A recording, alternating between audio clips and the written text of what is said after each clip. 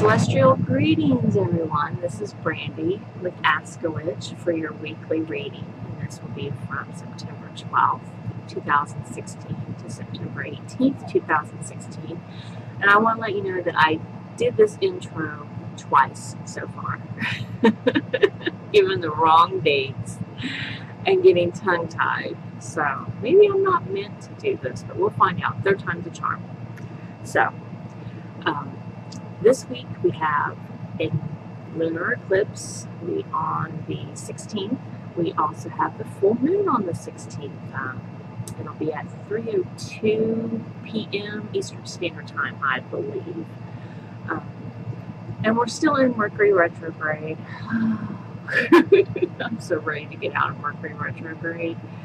The 9th, if you were doing the 9s, the energy for me was really intense. I think I should have worn some black clothing, black stones, and you may hear my son, by the way, because he's playing away.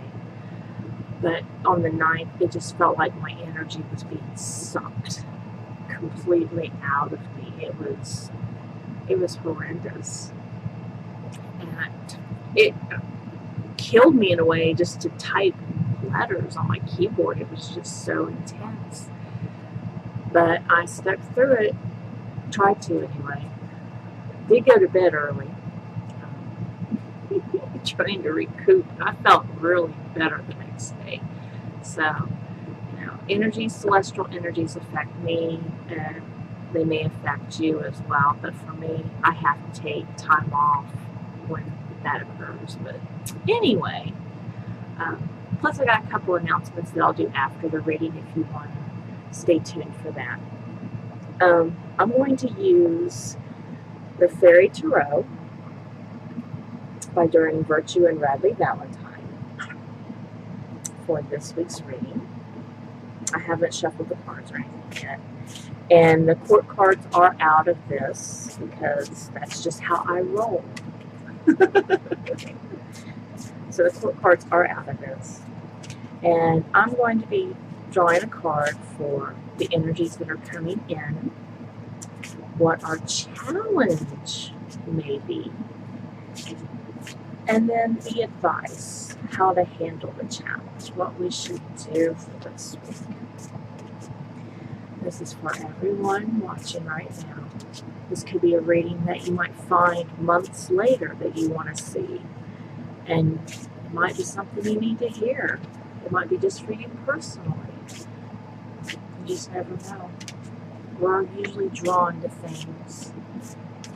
And then when we read the message, we're like, yeah, that is going on in my life, even though the reading could have happened weeks ago, months in the past, maybe even a year. And we still need to hear it. I keep hearing two more, so two more. Oh, got a flipper. Got a card that wants to escape. Alright, so I'll do the flipping card last. Okay, now I'm going to grab a drink.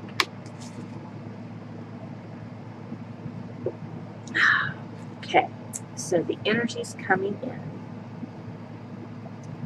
Ooh, this is a good card. This is a good card. We have 10 of Winter. And you can read it right now if you want. The energy's coming in.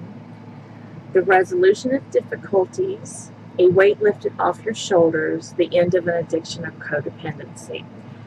Now, to many people, if you were to see this card in the Rider-Waite deck, which I'm actually getting, I've been wanting one forever, but I'm getting the Universal. Okay, let's get off that. This is a really good card. I don't see it as a negative. I'm just seeing it that we've hit rock bottom, or our energies have been so drained lately, or that, we feel defeated, the most defeated we've ever felt in our entire lives. Normally the Rider-Waite would have a man laying on the ground with a bunch of swords in his back, and it would be bloody and everything. But if you would look in the distance, there's clouds that are separating, and you can see the light coming through, which is basically what this is right here. There's light coming through, shining down. So this is saying that a weight, the energies coming in will relieve the weight on your back, on your shoulders, the energies, they'll be dispersing. So that's a good sign. Now the challenge, this is kind of interesting. Now I did shuffle these. I hope you saw me shuffle these. It's Nine of Winter.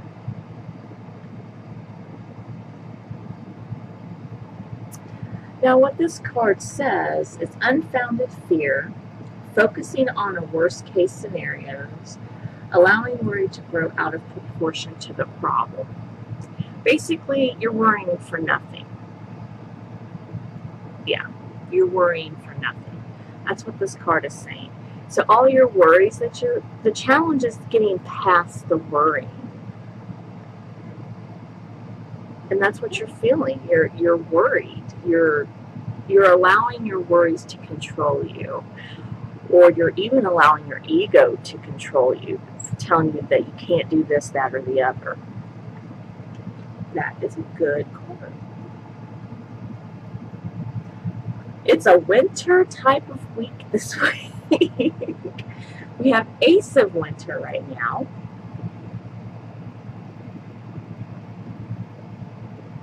So Ace of Winter says, don't be deterred by challenges along the way. It's important to communicate clearly and accurately, amazing new ideas that should be implemented. Now, the winter suit represents swords. So if you want to look these cards up, you just look up, we do 10 of swords, basically 9 of swords, and Ace of swords. Normally this is like a bumpy road type of card or a double-edged sword type of card.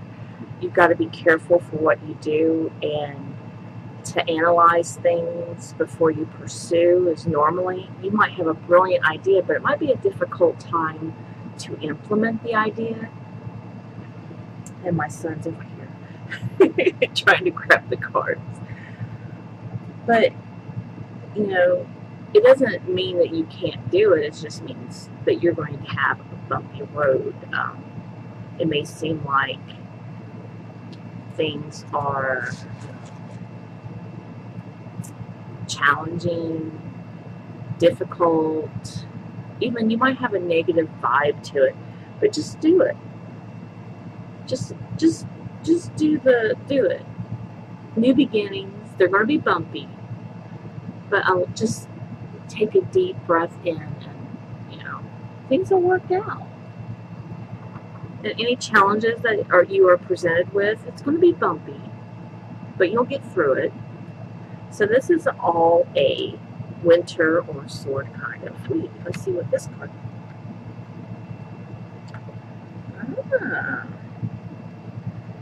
Maybe this can help you out too. This is the flipper card or the jumper card. And I feel a sneeze coming on, so if I sneeze, I apologize.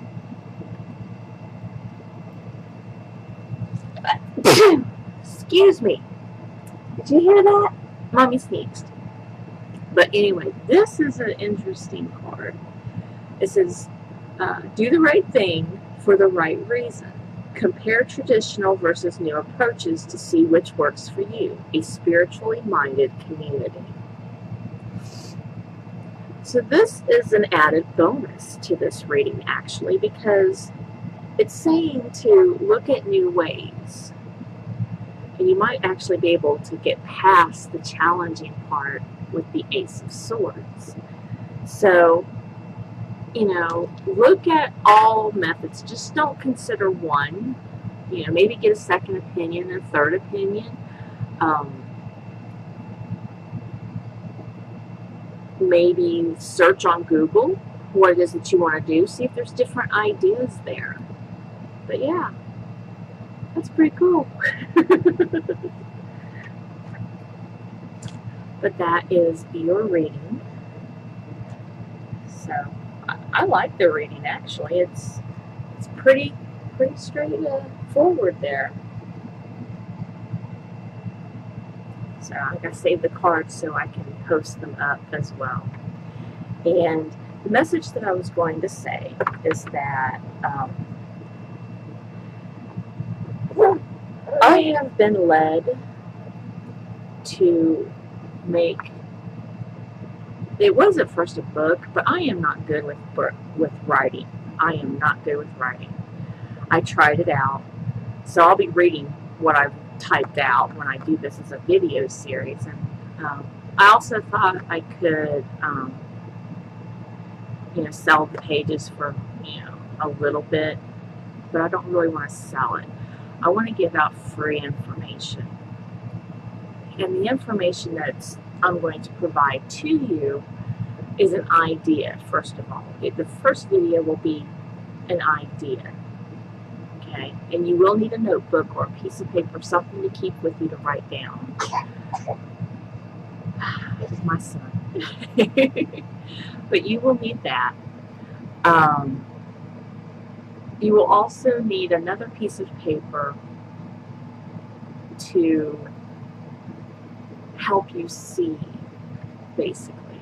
If you've been worrying about your life purpose, if you've been worrying about what you should be doing with your life, if you're wondering how the angels can contact you, or how you can contact your guardian angels or find out their names, then this will be something you might want to watch. And I will do it in 3 parts. The first part will be basically telling you, if you get an idea, why aren't you doing it? Okay? That's what it's going to be talking about, the first part. The next part will be finding what you should be doing with your life. And I'll get into all of that too. And then the last video, I might actually make more. It depends on how many more ideas I get that pop in my head. The last video will be how to get in touch with your angels, your spirit guides, things like that. And I'm going to say this. If you cannot, if somebody else has to find what your angels' names are, you don't deserve to have them contact you. And the reason why is because you're not open to communication. You're talking to them, but how can they communicate back? How can they give you your ideas if you're not opening up your mind, if you're not sitting still for 20 minutes? And the first names that pop into your mind, those are your guardian angels' names. For me, I found Tim, and recently I found Cynthia. And Tim is the whole encompass of me as a being, and Cynthia does like the little bits. She tries to encourage me. That's how I found out my guardian angels. But I did it through meditation, by sitting still, by listening. And when I mean listening, whatever comes into your mind, whatever you hear, it doesn't have to be, one thing. And if no, it cannot be that name. That's your ego talking. Okay? So we're going to talk about how to find your spirit guides, your angels, even your fairies' names. Okay? So we'll talk about that. And I've let this video go a little too far, and I see my son getting ready to knock something over. So I'm going to end the video here. So it's Celestial Love and Light, Sippy.